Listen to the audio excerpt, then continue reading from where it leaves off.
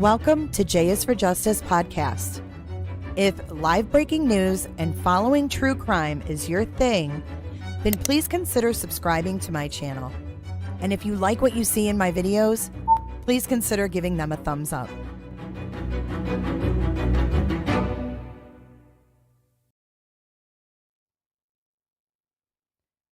Hey everybody, welcome back to J is for Justice. My name is Jay. I'm your host. If you are new here, please consider subscribing. And if you are new on Facebook, please consider following. I want to say hello to Facebook and YouTube tonight. It's good to have our lives back. Hallelujah. Oh my gosh. The manhunt is over. And I've been watching a little bit of, I guess he spilled the beans, like after he got arrested. And he explained, he filled in the blanks of the 14 days that he was on the run. So I guess I'm going to have to see if I'm going to dig into that and kind of just do a wrap up, because we have a lot of unanswered questions. Like, I love to say I don't want to ever see him again for the rest of my life. I really don't. But I also want to know the next 2 weeks, the last 2 weeks, because we sat here losing sleep, going crazy, watching, videos we never thought we'd sit there and watch. So I would love to fill in the blanks and kind of know a little bit more about it, and then talk about the fact that there's no discussion of him being sent back to Brazil at all. So it sounds like he's going to live the rest of his life in a state prison in Pennsylvania. And I want to know what you guys think of that and how you feel about that. So I always like having closure. I don't like stuff left out in the open. It bothers me. So no frayed ends here. We're gonna have to go through that. So Shell missed everything. Poor Shell was burning the candle at both ends, moderating YouTube, moderating Facebook. It was crazy. And if we have any people on Facebook that prefer, or even on YouTube, that really prefer to watch on Facebook, hit us up at the team email. We may need you to moderate over on Facebook when we do lives. Nothing that you have to commit to or anything like that, but just let us know if you're a preferred listener on Facebook. We'd love to know that too. So I see lots of loungers in the chat. Hello, hello. A lot of new people. People got gifted memberships through that crazy time. And if you like, being here and you like being a part of the community, we have a lot of great people here. And if you like that, just remember that you'd have to renew that membership. You're gifted for 1 month. So with that being said, I'd like to dive right into this hearing. I tried to put a filter on so that our background noise isn't so terrible. So I hope it helps. We're going to do a little test. It's just a test, and see if it sounds okay. So let me press play and we'll do a little tester. You get to watch Blowburger walk in more than once. How about that?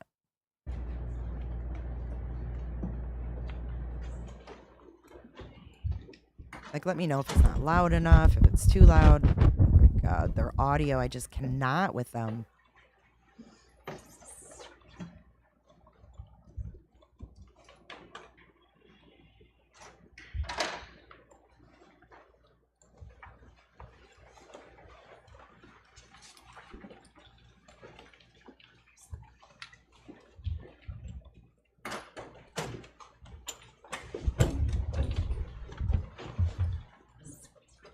Ooh, he's right smack dab in the middle tonight. All rise. Thank you very much. Please be seated. All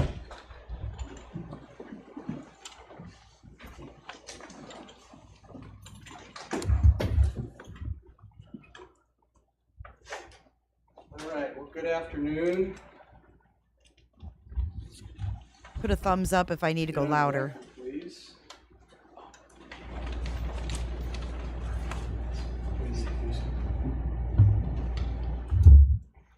Stop hitting your mics, people. Thank you. We are now on the record. Stop. Okay. Only on your computer. I'm moving around. Will they ever have one hearing with no snafus? No, I disappeared. Well, she shut you.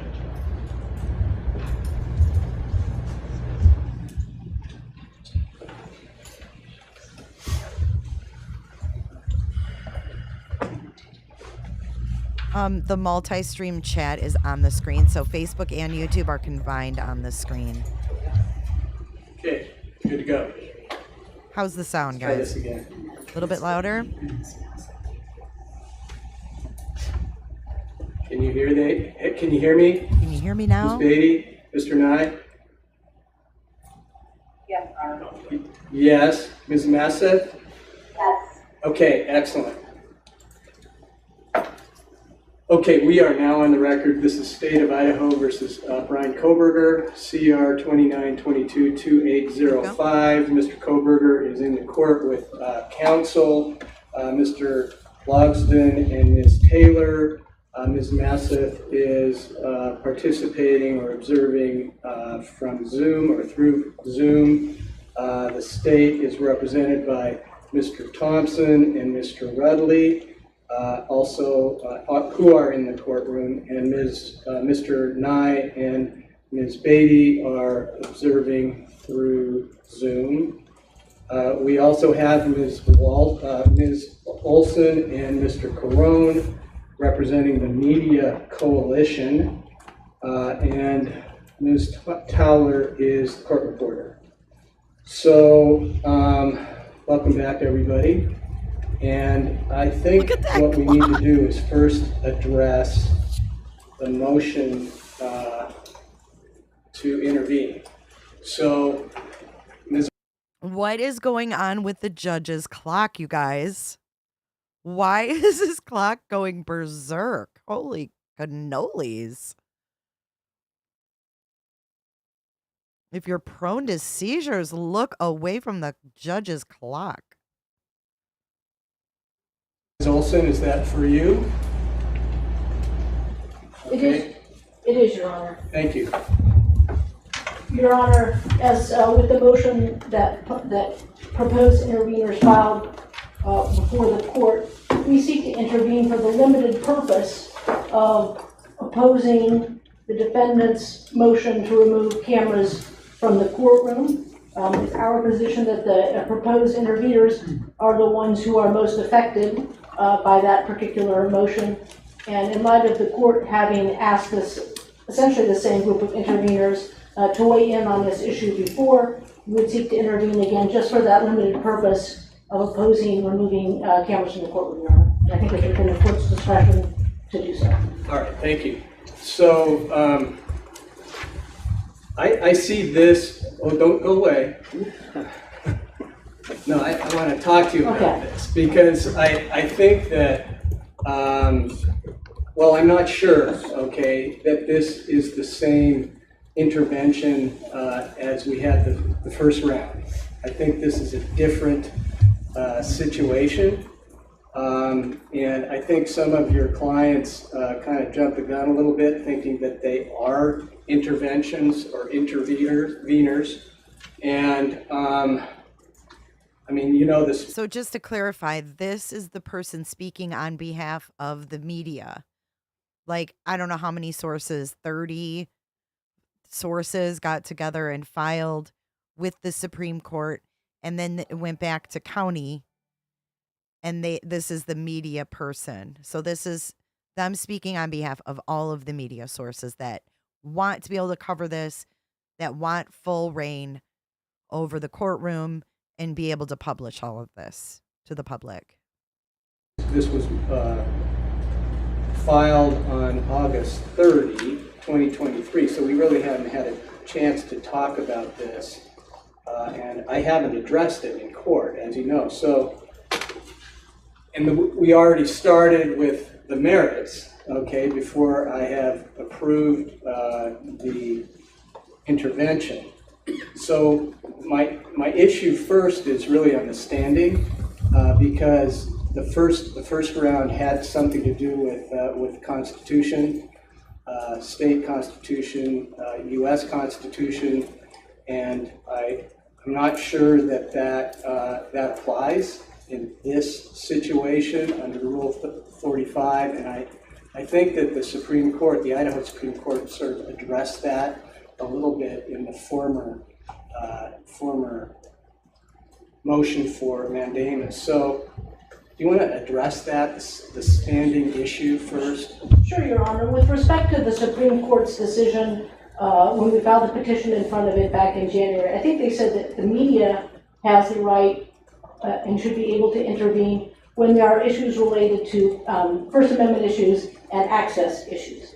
And Your Honor, I would submit that, and we understand that ICAR 45 is absolutely the governing piece of law on this. But when we talk about press access to the proceedings, cameras in the courtroom, I would submit, Your Honor, are part of that press access to the proceedings, because it's the cameras in the courtroom, it's the ability to have pool coverage, it's the ability to have still photographers that provide access to a much greater number of people than even having just the reporters who are going to write things down and post stories after the fact. It allows sort of that broader access that allows people to see sort of firsthand what is happening, and we think that's an important First Amendment right, Your Honor.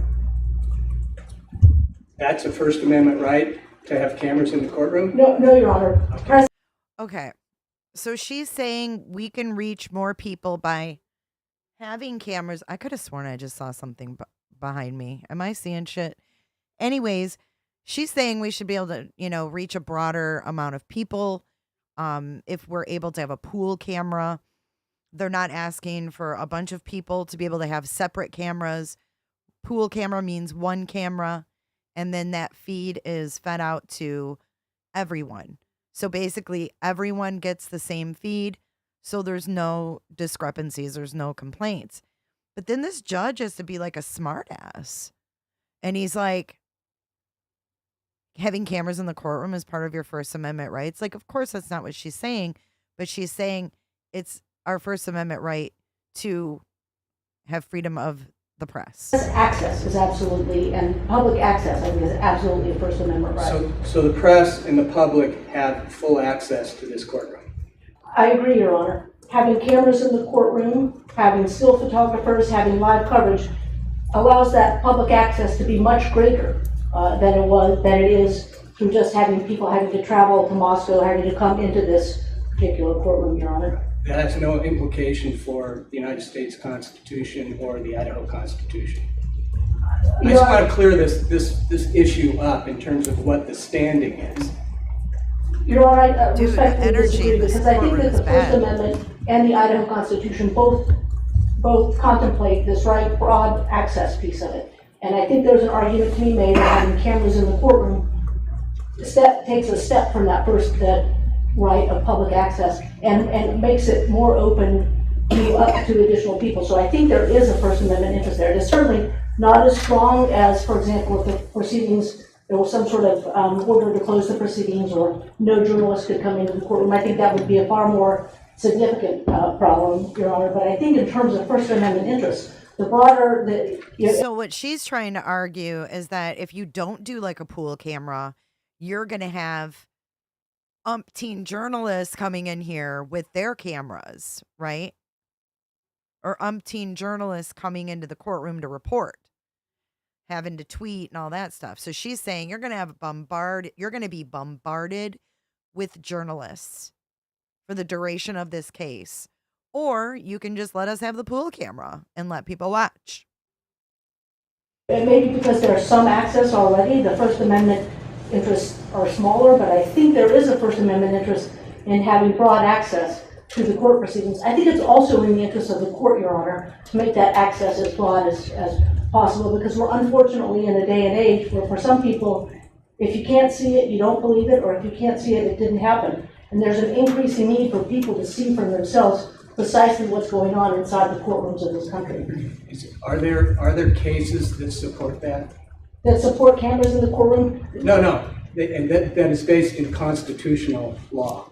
Well, Your Honor, I would say that the line of cases that we both cited, Estes in Chandler versus Florida, says that there's no prohibition on having cameras not in the courtroom. There is not a case that says flat out, under the First Amendment, there is a right to have cameras in the courtroom. Okay. Well, I understand that. Let me, because I was looking back at this decision that the Idaho Supreme Court made, and it does say that petitioners, meaning you in that case, or your clients, I should say, are correct that Idaho's rules of criminal procedure do not provide a specific mechanism for third parties to intervene in a criminal case. Likewise, the federal rules of criminal procedure do not provide for a motion to intervene in a criminal case brought by the United States. Of course, we know that well. It says, however, both state and federal courts often permit the media to intervene in criminal cases on a limited basis, or at least file a motion as interested parties in the defense of public access and free speech, including in Idaho. So I think, we're on the same page on that, and I understand that. This idea of intervention specifically versus as an interested party, because I know in the Daybell case, the media was characterized as interested parties. I'm just not sure that we get all the way to intervention, because historically anyway, my understanding of the rules is intervention means you are really a party in the case.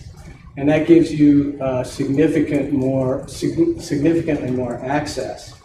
I'm thinking about this more as an amicus brief or presentation, because I'm willing to hear it. I'm willing to read the briefs.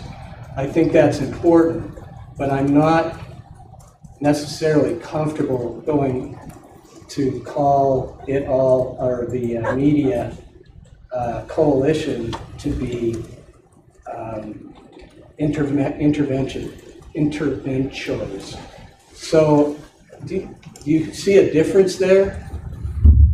Your Honor, I understand the difference, the distinction that the court is making. That's why our motion to intervene has always been for a limited purpose. And full candor, this was a difficult one to sort of try to solve procedurally. It's been my experience in Idaho state courts that rules and cases are read very literally, and we couldn't find a rule, so that's why we went to the Supreme Court to begin with, because there wasn't a rule that allowed us to do that. And I think for purposes of the proposed interveners, the media coalition in this case, that being allowed to present its argument to this court, whether it's as interveners for a very limited purpose, and that's without a rule, that's typically, I think, how you would get into a case. I was trying to liken this to motion to quash a third-party subpoena, but there's a rule that allows you to come in and challenge that. So when there was no rule, we were trying to identify, well, what is the procedural mechanism? And intervention is typically, certainly there's a civil analog, and there's a way that's just the analog that we requested from the court before. We think it's consistent with what the Supreme Court said in the case that it decided in April. But if the court does not want to give us intervention status, I remember we had that discussion a little bit last time, and we asked you to sign the order, so in part that would be precedent for us to do this, and you did. Yeah. Everybody agreed, so I signed it. But now I've thought more deeply about it. Yeah, and I think, Your Honor, if the court would rather the media coalition appear as interested parties, that would also serve the media coalition, and we'd be happy to present argument just as interested parties, so that there is some entity speaking for continued access in the courtroom. Okay, and I could even label you as media coalition. That would be fine with us, I think, Your Honor. Okay.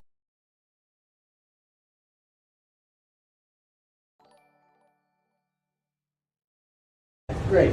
And there is some language, and I don't need to read it now, on page 14 and page 15, that kind of caution going too far with intervention, or what we call it. And I'm trying to clarify this a little bit. I think the Supreme Court is trying to clarify it a bit in criminal cases. And my reading of this is they really don't want the media to just be coming into the middle of criminal cases to, I guess, exercise their concerns. And I don't think the media wants to either, Said Your hi Honor. to I Shell think and said thank you. both with the initial motion to intervene and the issue that was raised last time about the non-dissemination order, and both this issue with respect to cameras in the courtroom, those were both about sort of fundamental access to the sources of information that this trial and this proceeding are really all about. And so that's, I think, the media doesn't want to have to, they don't have to pay me, Mr. Colon, every time they want to make an argument in court, and we don't think that would be appropriate either. It's just those issues that really fundamentally affect what sources of information they can access in the process of reporting on this score, Your Honor. Okay, so all I said was that the clock calmed down. I said the saging must have worked. All right, so her argument's up. Let's see what he says. Great. Thank you, Ms. Olson. Thank you, Your Honor. I'll give you first. Mr. Rudley? No. The prosecutor. Well, Your Honor, the state has no objection to either classification of the media for the limited purpose of helping the court decide this issue. Okay. Thank you, Mr. Rudley. So he basically said it's up to the court. Okay, Mr. Logston? Yes, we're not going to object, obviously, to hearing from the media, and I certainly understand the court's concern, and it's interesting, but I mean, so long as I guess they're not. Why is his back? Look at how arched his back is. Jesus, Jay Logston. So this is really awkward. He's objecting, and I'm not a lawyer, right? So I don't know, but I've watched a lot of hearings and trials. He's objecting to even hearing from the media. That's a Kohberger move. Media, and I certainly understand the court's concern, and it's interesting, but I mean, so long as I guess they're not filing things willy-nilly and making discovery requests, we're not terribly concerned about how they're doing it. Great, thank you. Maybe I'm just being a little nerdy about, the rules and, even the history. Admit I'm not the only one that and knows. also relying on some of the language in the petition for writ of mandamus that the Supreme Court issued on, I guess it was April 24, 2023. So, Yes, I'm talking. I really think it's more appropriate, and I looked into this to some level, and to sort of an amicus brief, but not considered as a party, as an intervention, but sort of a presentation or brief addressing particular issues of interest that are important. No question about that. So that's how I'm going to view this, and I'm going to deny the motion to be for intervention. I don't know why I'm having a hard time with that, but however, I will certainly consider the arguments, consider the briefs, and I will consider that while balancing the concerns of both the state and the defendant too. So let's move then to the arguments on cameras in the courtroom, and we'll start with Mr. Kohberger's team, and I believe that's also going to be you, Mr. Logston. Oh, here he goes. Sure, I don't intend to take a lot of time to brief this. Moreover, we somewhat argued it a few months back. I think our position is that the court, I think, understands our concerns about turning this into a spectacle, the way that may prejudice the public against our client.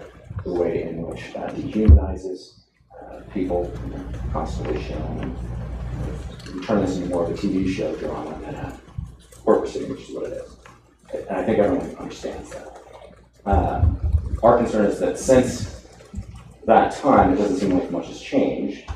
The media's argument, as far as I can understand it, is that the cameramen that are here are doing their jobs well.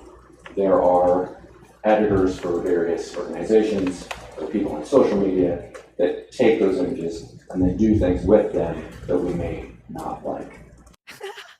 So he said there's people on social media that take these images and do things with them we may not like. And look at Kohberger back there. My crotch shots. What a tool. And Jay Logston has to get up there and arch his back and talk about compromised photos of Kohberger. And that if the court removes the cameras, presumably those people will just use older images and we won't have effective ones that doesn't fall very far. Our position is that the removal of the cameras does two things. One, it stops new images, and I don't think we can underestimate the power of novelty when it comes to what the public is interested in. Use of old pictures becomes ho-hum. There's a reason why we live in a world of memes where people are constantly trading around pictures. They quickly get old. My posture is horrible. It seems like every day there's How does he do that? hundreds of brand new images. So the concept of removing this sort of almost sideshow from what's being put out there, we think would be an important way to kind of take away the sensationalization of this case and just kind of reduce it to hopefully the words on the page. And if they're using old photos, etc., you can't stop them. But we just don't see that as being as big an issue as a constant stream of new images that are being manipulated, etc., to make viral content or what have you. You're never going to be able to stop images from being manipulated. I mean, this is the dumbest argument ever, in my opinion. So if you guys, I saw somebody ask, was there really a crotch shot? So yes. So what it was he walked in one day to court, his zipper was down, and someone took the feed, screenshotted it, zoomed in on his zipper, and posted it on Twitter and said, Is Bryan Kohberger afraid of heights? Because his zipper is. And that was actually screenshotted and put in a motion as an exhibit, like that the pictures were in there of that post where it said, is Bryan Kohberger afraid of heights because his zipper is? This dude cannot stand to be made fun of. Like, he wanted to come out of this being like, oh, he's scary, like this mass killer, da da da. And people are making fun of his barn door being open. And so he puts it in a stupid motion. And now this dude's got to stand up there and be like, they're manipulating images on social media. I mean, come on. Weird. But he wants, like, but who even saw that Twitter post? So I'm wondering, and I forgot, I was going to call the jail and ask. I don't know what he can access with his tablet. We need to find out. KDK, if he, I can't even read it without laughing. Let's keep going. Our secondary point is just that we don't like where the camera's currently sitting because it looks like where I'm sitting and my laptop. I got one of these fun screens so that if you look at it from the side, you can't quite see what I'm doing anymore. But it's a distraction for us because we feel like essentially there's a camera right over our shoulder, and we certainly understand they're not zooming in on what we're doing. But I think we've already seen that once they make these images and they pass them around, I mean, they're well-made cameras, and somebody else could presumably do that. And so that causes us quite a bit of concern as well. So if the court decides that removal of the camera isn't necessary. We do have, I think, a bigger concern of just making sure that they're set someplace where we don't have images that are really just what we're working on during the case. And I don't really have much else for the court, unless the court has questions for me. Well, I have one comment or question, because in one of your briefs, I know I've had two sequences of briefs because we had this earlier, but this was a newer one where you were saying, well, this is a quote, were it only the kind of cameras used to show the workings on the House floor on C-SPAN.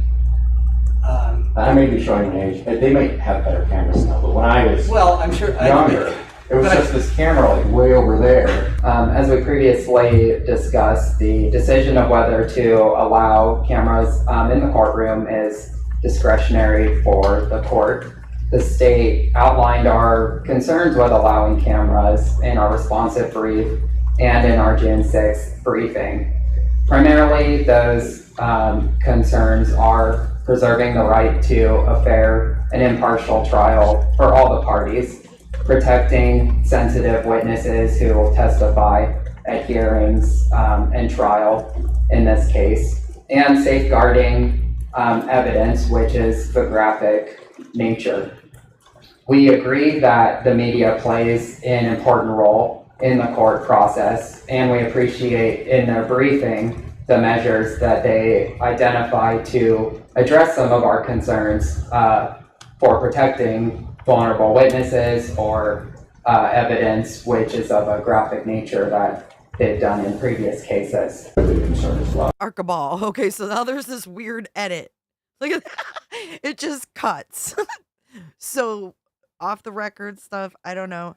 The defense is not Archibald. Archibald was in Daybell. But listen, this is Jay Logsden. Log. I put it in chat. I think I spelled it right. Jay Logsden. So if the court decides that removal of the camera isn't necessary, we do have, I think, a bigger concern of just making sure that they're set someplace where we don't have images that are really just what we're working on during the case. And I don't really have much else for the court, unless the court has questions for me. Well, I have one comment or question, because in one of your briefs, I know I've had two sequences of briefs because we had this earlier, but this was a newer one where you were saying, well, this is a quote, were it only the kind of cameras used to show the workings on the House floor on C-SPAN. I may be showing my age. They might have better cameras now, but when I was I'm sure younger, it was just this camera like way over there. Yeah, well, that's the point. I mean, I made me think about that, is just plant a camera up there if everybody can just see what's happening from the back of the courtroom. Maybe that can satisfy everybody just partly. That was kind of my idea, Judge. That was my suggestion. And I feel like somebody's going to throw a tomato at me, but that, I thought, might be a way to kind of give a little and just kind of protect what we're trying to protect. I've never seen anything very sensational on C-SPAN. And that's literally what I was thinking. Yeah, although Newt Gingrich got pretty close to each other. Yeah, there you go. Okay, well, thank you. Thank you, Judge. Okay, are we going to Mr. Rudley now? Okay, Ms. Olson gets at the end of that, and then I'll go back to the parties. Go ahead. Thank you, Your Honor.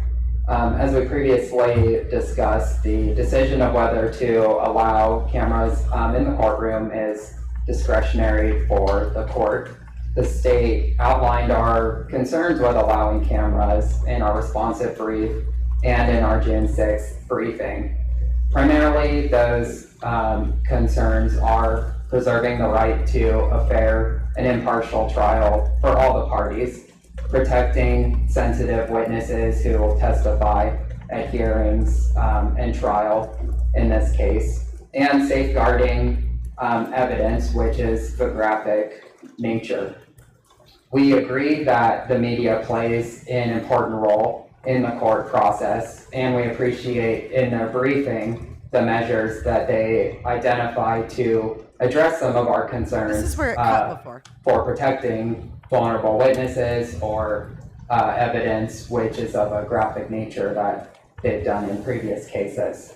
However, our contention is that the safest way and best way to address all of these concerns is to prohibit cameras in the courtroom, or in the alternative, prohibit cameras when sensitive or vulnerable witnesses are testifying or there's evidence being viewed that's of a graphic nature. And I'll stand for questions. Okay, thank you. Okay, Ms. Olson. Thank you, Your Honor. And I think, legally, we're where we were 3 months ago with respect to what the rule the court has to consider in terms of whether to continue to allow cameras in the courtroom, and that's Idaho Court Administrative Rule 45. And I think, Your Honor, when we read through that rule, it really addresses the concerns that the parties have raised to this court about what the court's discretion is, about what it can, how it can direct cameras when they're to be in the courtroom, all of those things, that it can restrict camera coverage when there is a particularly sensitive witness. And I think, Your Honor, what you saw in the declarations that we submitted, the declaration of Rebecca Boone and the declaration of Grace Long, is that these are journalists who are experienced in covering court cases, and in covering court cases where there are cameras, both video cameras and still cameras, and following the court's admonitions about what can be covered and what can't be covered. And I think, particularly, Your Honor, with respect to Ms. Boone's declaration, and Ms. Boone, who is a graduate of the University of Idaho's journalism program, who continues to be an advisor to that program, and who certainly would have not only the best interests of her employer at heart, but she understands this community. I mean, her experience has been that when you have these pool cameras, both still and video, and when you allow camera coverage to the extent that you can, it better serves the public, and it helps ameliorate the kind of media scrum is probably not the term that my clients would want us to use, but the sort of that big gaggle of journalists who accumulate outside of the courtroom when there is no opportunity to be inside the courtroom, when you don't get the opportunity to have that full procedure. So I think the court can use Idaho Court Administrative Rule 45 and craft a solution that continues to allow the journalists who are working hard to cover this case to be able to do so in a way that both allows them to provide really a first-hand account of what's going on. And again, Your Honor, I don't think we can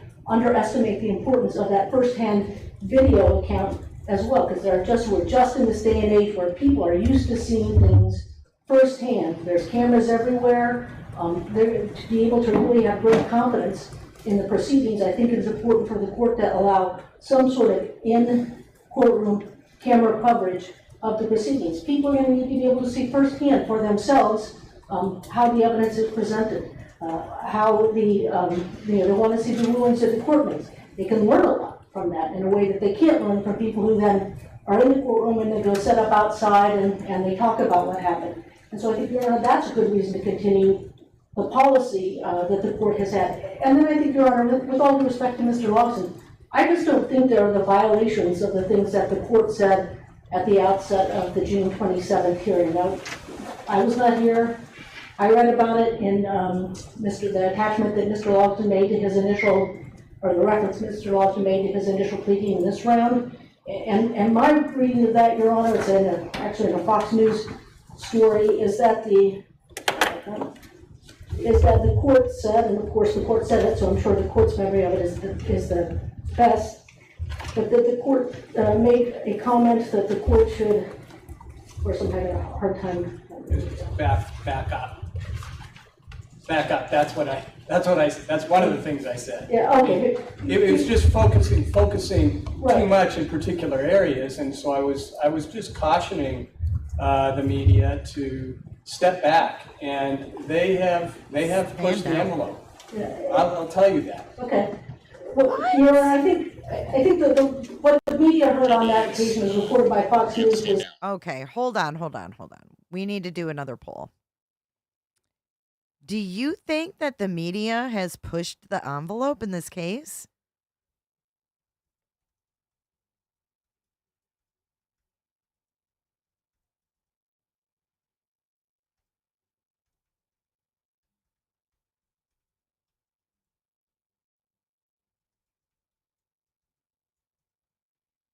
Get your vote in, because I don't feel they've been. I feel like they've zoomed in on other defendants a hell of a lot more than they zoom in on him. Jeez. Is that the cameras needed to show a wide shot of the courtroom and not focus strictly on Mr. Kohberger. And I think that phrase focus strictly on Mr. Kohberger has clearly been interpreted to mean you can still take pictures of Mr. Kohberger, but he's not the only one you should be taking pictures of. And there's certainly a limitation in print media or the online stories. I mean, you don't always have video. So what I've seen, and I think that the examples we provided to the court, where there were pictures of lots of different participants in the courtroom, and they're trying to show everybody. And if the direction from the court is instead, look, there can be no single pictures of Mr. Kohberger, the challenge is, and I think even Rule 45 says this, there are some limits on how much the court can tell the editors and everything, because they're not here in the courtroom, and some of those people may still choose to crop out just a little bit of that picture. And Your Honor, I don't think that runs afoul of what the court has in mind. I think that what you've seen is an attempt by the journalists who are here in court to show a wider shot. And then as we wrote, I feel like I'm listening to Charlie Brown's teacher right now. Courtroom angle there, I mean, it's I think I said it's not a football field. It's hard to get sort of the full perspective where the camera is sitting right there. If there's a way to station the camera at the very back of the courtroom, maybe, but those are also the things, and you saw this in Ms. Wong's declaration. I'll be right back. The court TV people have a lot of experience working with courts and trying to find the best way to both serve the purpose of having cameras in the courtroom and being able to present to the public the proceedings as they occur, and also not be obtrusive, not cause noise, not run afoul of the court's admonition to focus in on any particular individual. So they are more than willing to work with the court to do that. They just ask that we continue to be in the courtroom, because I think, when we look at the full media coverage, they haven't run afoul of that admonition. There are certainly still individual pictures of Mr. Kohberger, but that will continue to happen regardless, Your Honor. Well, sure. I mean, in some ways, it kind of misses the point, because it's the sensationalist sort of spectacle that is concerning. And from one of your, the declaration from TV or Court TV. Court TV. I looked through all the cases that they filmed, and some of those you could question whether that was a very dignified way to have a trial. And the classic is O.J. Simpson. So they're saying, oh, this is great. This is great work we did, filming this. But if anybody watched any part of that case, it was a circus. So that is one of the concerns. In this particular case, we have a lot of interest, and we have a lot of people that you can't control, that your clients can't control, and they are putting out stuff that is harmful. It's harmful for the case, for this case, for the process to have a dignified trial. That's my worry, and that's my job. He doesn't really seem that worried to me. I mean, I'm not trying to be negative about it, but the judge doesn't seem to really want cameras there either, because he seems so lackadaisical to me. Hey, Janice. Hey, every moderator that's here. I haven't seen you all, but thanks for being here.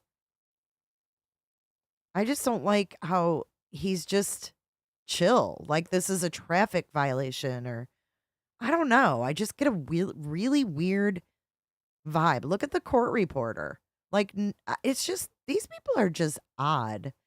And I just don't, I can't put my finger on it. It's just a very weird vibe in this courtroom.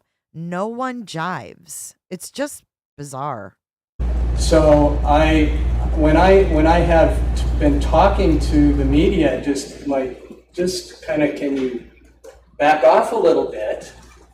Because I've been very accommodating. And I just start feeling like, can I really trust them to do the right thing? And it's not necessarily the camera people, okay? It's where that film goes and how it is manipulated. I'm sorry, but you cannot stop people from ever manipulating a photo once it's public. In court, I mean, how does that hurt Bryan Kohberger anyways? Once the trial is going, they already have their jury. So the jury's not supposed to be looking at any media, right? The jurors, when we're in the trial, we're asking for footage during the trial. They shouldn't be reading or looking at social media during that time. So no one should be seeing any of that. It just doesn't, I don't know, it's weird. And how people are, commentators, how they talk about it, okay, how they explain it. And a lot of times it is not very accurate. And I don't watch all this stuff. But So he's saying that some people cover it and they don't accurately explain it? Explain what? And furthermore, why are we comparing this to a trial from the 90s? O.J. Simpson was in the 90s. And we had full coverage, right? This is 2023. I just think it's so bizarre that through COVID, it was all A-okay for all these court hearings to be on Zoom, on YouTube. Total transparency. Why not just open a Zoom to the public? They had no problem during COVID. Other than the idiots that didn't mute and stuff like that. But they can set it up where you don't even have the option to mute. And now the defense is saying it's more like a TV show. Crime Solver, thank you for your super chat. Crime Solver says, worldwide case in 2023. Adapt with the times, Judge. I don't like how he's rocking back and forth. Like this is just, I don't know if I can trust the media if I can trust people not to manipulate things. No, you can't. I mean, as I sit here right now with my camera on, somebody could definitely take my image right now and manipulate it to hell. And there's not a damn thing I can do about it. I mean, yes, Bryan Kohberger has a right to a fair trial, but this is just utterly ridiculous.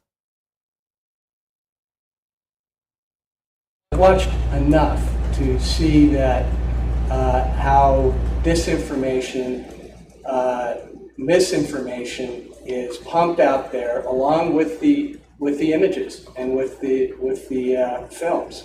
So how do we deal with that? It's not the same media now than it was 10 years ago with social media, for example. Neither is court. I can't control that. You can't control that. I understand that. I mean, it's going to happen anyway. All I wish is that everybody had a little more respect for what we're doing here, because it's not entertainment. It's a tragic issue, okay? And that is what is disturbing to me, personally.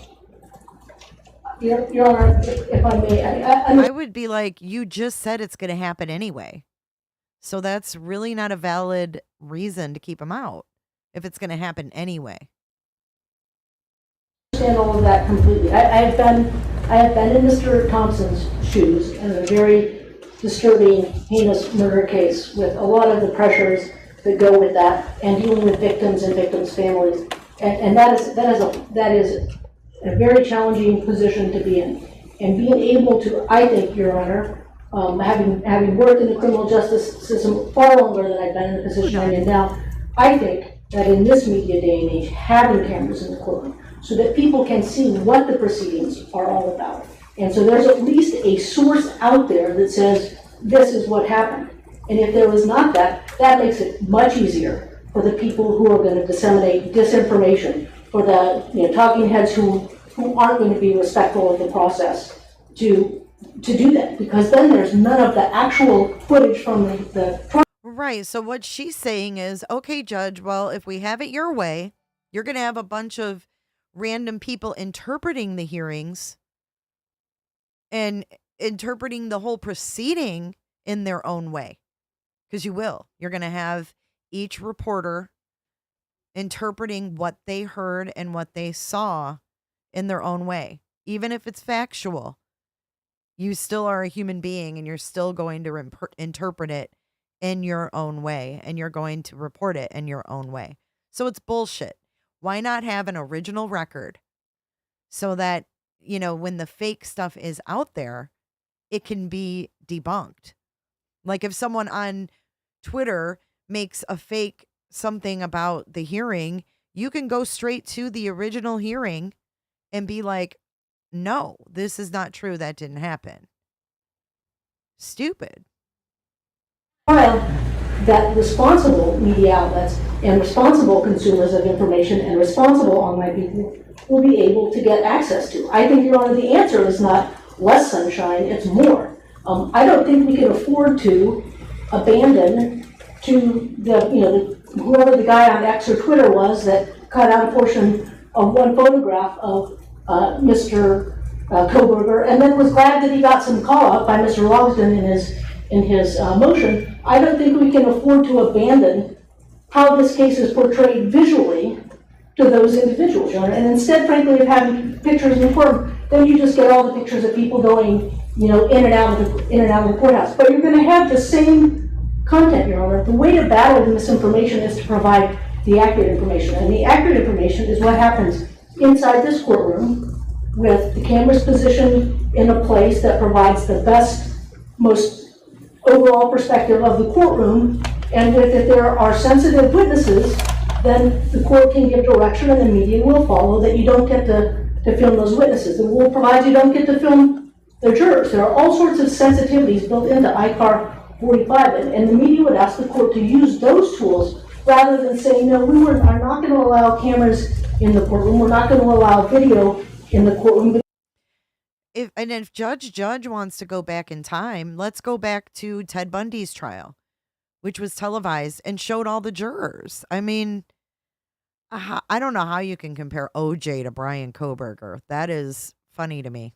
Because then you just don't get that accurate picture that they can portray out there. And Your Honor, I do think, with all due respect to the comments that Mr. Logsdon made in his reply brief, the members of the media who are in this coalition, who I think are covering this trial, who I think includes the news editor from the Daily Argonaut from the student newspaper at the university, they are here because they think it's an important public service to cover the proceedings in a criminal matter of such importance to the university, to this community, and I think, Your Honor, really to the state of Idaho. And as I recall from my comments when we were here in June, this case has affected people all over the state. There are young people who were students at the university that I know who were affected by what happened. And having some ability to understand the proceedings and to get to closure will be important to them, Your Honor. And I think this court, this court accomplishes much more by allowing the cameras to stay in the courtroom and giving them firm guidance and working with them than it does to send them outside. If you want to see spectacle, see the 40 cameras set up outside of the courtroom, and every time someone walks out, they sort of get ganged up on. That, I think, Your Honor, is spectacle. With respect to the O.J. Simpson trial, which is, I think, one of the first sort of highly covered ones, I think the point of that one was to, look, you can have camera coverage of these cases, and the person, it's still possible for them to get acquittal. It's not prejudicial in terms of guilt or innocence to have cameras in the courtroom. But I think everybody learned a lot from that trial. It certainly didn't reflect well on poor Judge Ito. It didn't really reflect very well on the prosecutors. There are things that may have been playing to the camera because of that, but I think we all learned a lot from that, Your Honor, and hopefully then changes can be made about where the cameras can be positioned, and there's part of it's the responsibility of the participants in the courtroom, not to adjust their behavior for the cameras. I don't see Bill Thompson, the Latah County prosecutor, years and years and years adjusting his approach, or Mr. Nye, or the others who are working on this because there are cameras in the courtroom. I know Ms. Massoff, I don't know these lawyers as well. I know Ms. Massoff is not going to adjust her performance in the courtroom, and she's going to do everything she can for that client, and I trust these lawyers will too, regardless of whether there are cameras in the courtroom. And I think, Your Honor, the public and this community will be best served by having those cameras in the courtroom and making sure that the guidelines that the court wants to put in place are there, and that there's this firm understanding by members of the media that they will follow that. And I just think it's just not true that these are that the people who we represent and the people who are in this courtroom today are here to make a spectacle of this proceeding. Thank you, Your Honor. Thank you, Ms. Olson. So I just I hope I sent out a message to the media and everybody else that please have patience, be respectful, and be decent. That's what I want. So, thank you. Thank you, Your Honor. Okay, any response to any of that, Mr. Logston? You don't have to.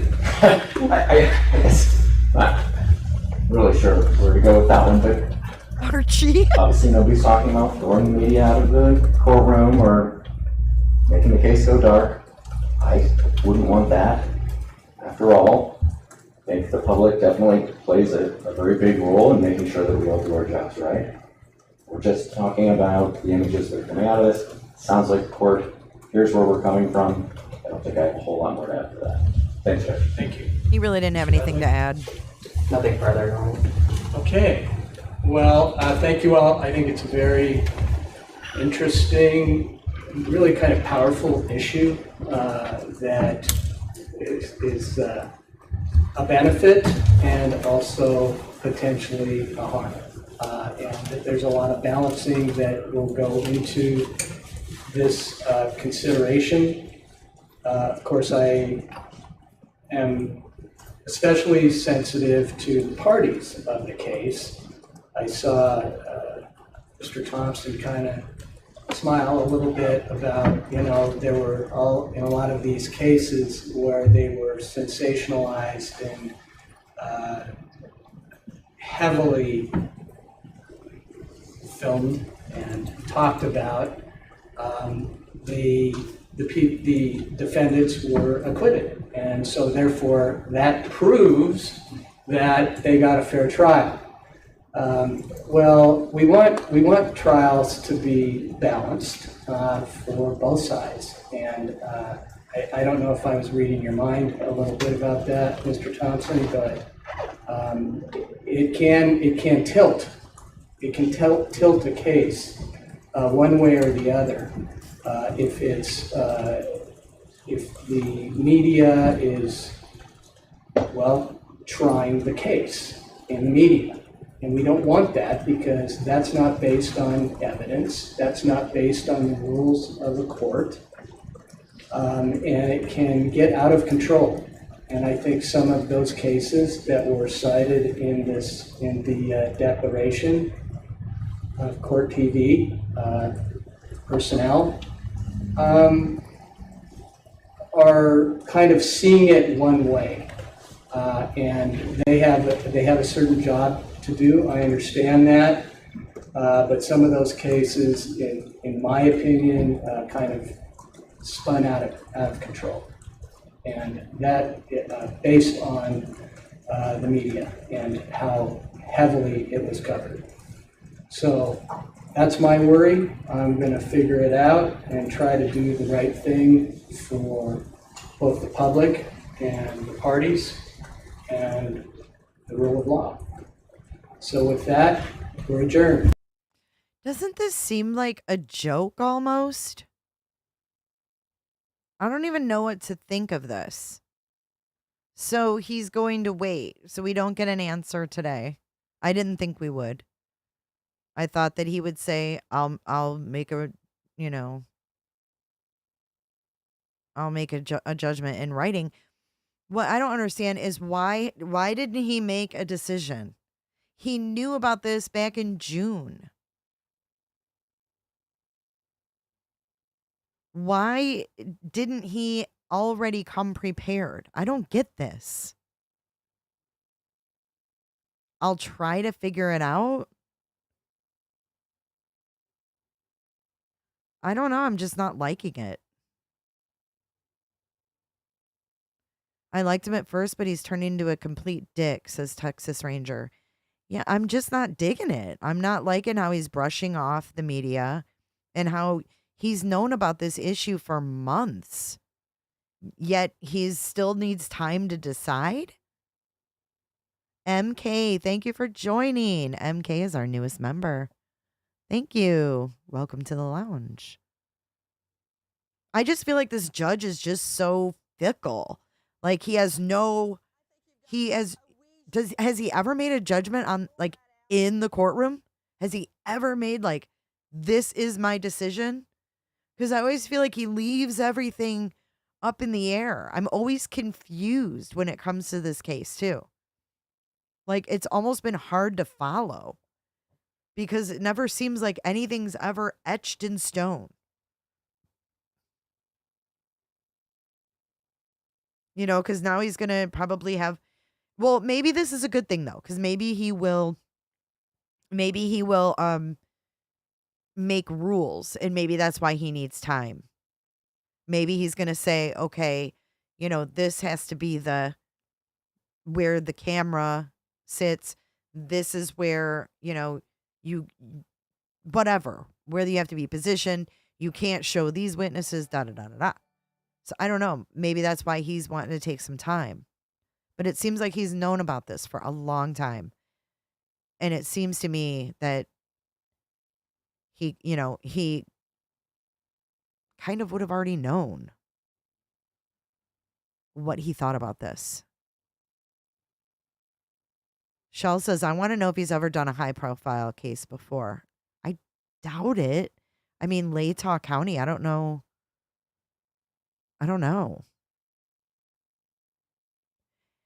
And then they keep saying about the best view for the courtroom. Why can't they just make it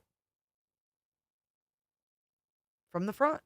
We see what the judge sees, except the jury and witnesses if they need to be, you know, they need to tilt the camera. But they have no problem doing that for minors. Minors testify all the time and they don't put them on camera. So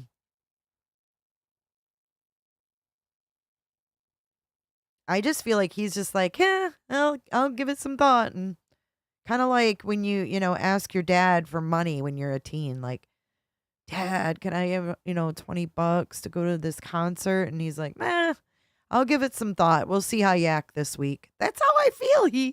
That's kind of how the vibe I get from him. Let me know if you think the same thing and if you feel the same way. Because I just get I would feel very blown off if I was that media lawyer. I don't feel, he listened to her and he was like, he agreed with her. He was like, it's going to happen anyways. So maybe we will get cameras. So let's not throw the baby out with the bathwater just yet. The camera should be focused on the witnesses and and BK only. I just feel like a lot of these people, they've already got the pressure of the family. They've got the pressure of the public. And they've got the pressure of the defendant and his rights. And they don't want to be on display. I have not watched Steve's interview yet. I think we might get cameras on like restriction. And I think it might be good that he's taken time and he's gonna write it up. So we'll see. Let's hope. I haven't watched Steve's interview yet. I haven't had a chance to watch anything. So what I'm going to do on Saturday, I don't know if you guys saw the trailer 48 Hours is having a special with the Gonsalves family. Did you guys see that? Did you guys see that? Maybe tomorrow we can watch Steve's interview. I don't even know where it's at. If someone can email the link, that would be great. And then we can go over it. I just haven't seen it yet. Let's see. Read some more of your comments. I'm from Eastern PA and feel I should have access to the court, but I don't have the means to go to Idaho. I also understand it's a small courtroom and wouldn't be guaranteed a place in court. Very, very, very good point, dyslexic. So let's say there's someone in Bryan Kohberger's past that wanted to go attend, that wanted to see the proceedings. You know, what if like someone that he knew in school wants to watch it and they can't? Oh, it's with Brian Enton. Yeah, I can't play it then. But I will watch it. I will watch it. 48 Hours on Saturday. I believe it's at 9 Eastern, 10 Central. 48 Hours, 9 Eastern, 10 Central. And I might be able to take clips and make clips of Steve's interview. I can't. I have to be very, very careful with Nexstar. I can't use their shit. So, but I can maybe make clips of the 48 Hours or something. We'll see. We can talk about it. Katie K thinks he's going to say, okay, we'll televise, but we're going to make the audio of the court reporter typing the entire time like we did last time we met. I hope not, guys. It's not that I get a strike. They literally manually watch my channel and they manually strike me. So they already got me once just last week for a short clip about Summer Wells because they own WJHL. I have to be extremely careful. So let me look into it. Let me see what's going on with it. I haven't seen anything on it. So if you guys have a link, if you can send it to the email, then that makes it easy. Thank you so much. Thanks everybody who emailed too. And if we can get all the moderators to send us your email, just shoot us an email and we'll add you to the Slack group. We just need to poke them in the eye. I know. They're in Texas too. Their headquarters is in Texas. But yeah, I mean, they give me a hard time. And now they have an injunction against me in federal court. So I have to be very careful. Very, very, very, very careful. No, they don't do it to others. It's just me. Just me. And it doesn't mean that I can't tell them to. But I can't use their stuff. JB, it's we have to stand down. And they can't get me on that either. That's one thing they can't get me on. I am going to keep this on my soundboard forever, and I hope it pisses JB off. JB, it's we have to stand down. Teresa, I don't know why no one's getting notifications. Something's going on YouTube. I feel like I'm shadow banned. Ever since Nexstar gave me that strike, I feel like my videos aren't being recommended like they were. So we just have to keep fucking sharing my stuff. We have to like it, share it, because that's what's going to get engagement. Comment, shares, likes. Please hit that like, that thumbs up. And everybody on Facebook, thank you for joining tonight. Let us know if you prefer watching on Facebook in the comment section, and a moderator will get back with you. See, no one, I don't know. I don't know what it is, guys. I know no one's seeing me. It's maddening. It's maddening. So I don't know what to do, but I've got some work to do. I've got some work to do to figure it out because I don't like it. It's not fair. And it's ever since I got that strike from them. So we just have to keep that engagement up. No, there was no decision just to recap, no decision. They don't, it's not really that they look at them, the comments. It's more like an algorithm type thing, engagement. The more people that are liking your videos, the more people that are commenting on your videos, it gets you into the algorithm where they start, recommending you more. I don't know what happened. Hey, Selena, I did. I feel good. Teresa, I got notified when you uploaded today, but you didn't get notified for the live. That sucks. Make sure you have notifications on all, and sometimes you have to like unsubscribe and resubscribe. So some people get them and some don't.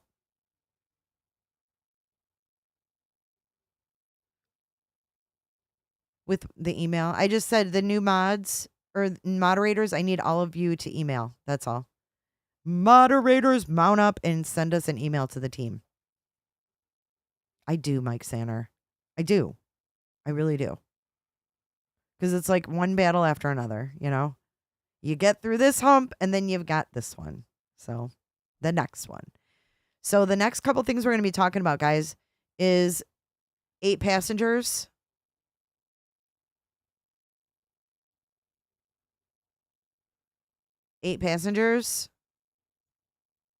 And follow up on Danilo. You're always getting your Big Brother fix. Court TV says there is oh, that's clickbait. Clickbait title. There was no decision. The judge said he's going to give it some thought.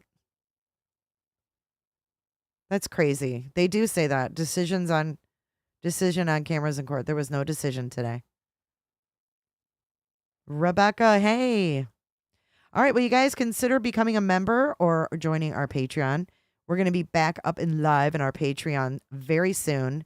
And we're going to be doing a 90K party here on YouTube and Facebook. Well, no, just on YouTube, sorry. We're going to celebrate 90K on YouTube. So let's get on with it, says Al. Let's just get on with the shit. Let's do it. These nuts. YouTube is glitchy and it's less than a mile from your house. Teresa, go over there and have a talking with them. Say, look, I need you to put my girl in the algorithm. Shout out to Yoda. Shout out to the canine Yoda. Absolutely. Summer Lou has a message for Yoda. We love Yoda. So bless you guys. Bless all of the law enforcement officers who got that bad guy today. And I will see you guys in the next live. You guys stay safe and have a great Wednesday evening. I'll see you tomorrow. Let's roll our credits. Do-do-do-do-do-do-do.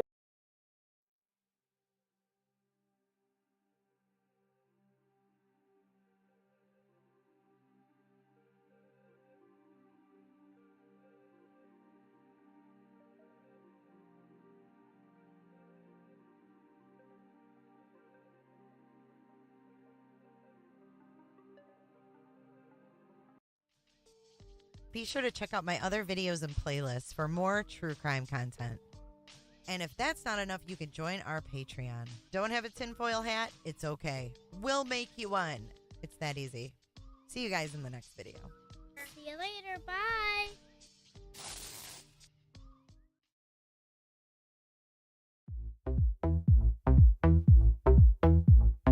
I don't give a damn. Bryan Kohberger. About you and your problems, I don't give a damn. You talk way too much. I have heard enough. devil about you and is your dancing problems. tonight. I don't give a damn. I don't give a damn. I mean, don't make me a dog-faced lion pony soldier. I don't give a damn. I don't give a damn. I think you got a Ouija board down your pants. You're gonna pull that out. You wanna feel something real, but I'm feeling differently. You're making plans to get to France, but don't wanna face the fact that I ain't got time. Roly poly, daddy's little Betty. Betty's gonna be a man someday. Fucking fuzzy slippers and lip gloss.